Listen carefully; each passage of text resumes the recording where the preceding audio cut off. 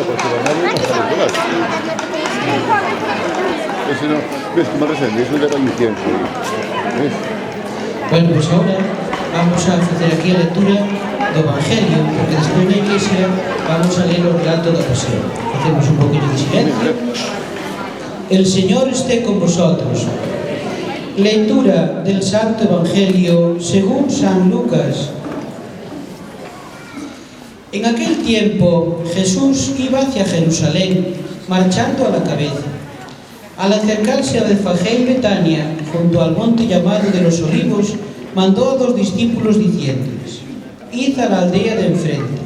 Al entrar encontraréis un borrico atado que nadie ha montado todavía. Desatadlo y traedlo. Y si alguien os pregunta por qué lo desatáis, contestadle: el Señor lo necesita. Ellos fueron, lo encontraron como les había dicho. Mientras desataban el borrico, los dueños le preguntaron: ¿por qué desatáis el borrico?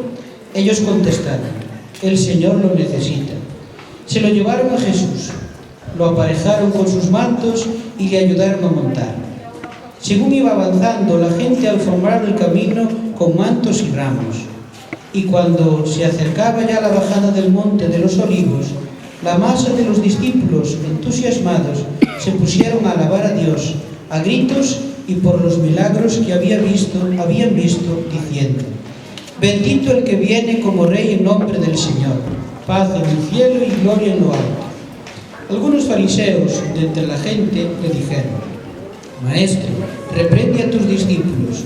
Él replicó: os digo que si estos callan, gritarán las piedras. Palabra del Señor.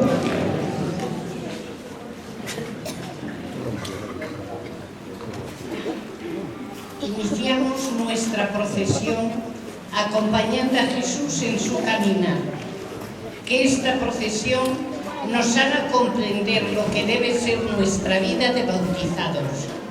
Aclamar al Señor nuestro Salvador por una vida dedicada a su servicio, siguiéndole fielmente paso a paso.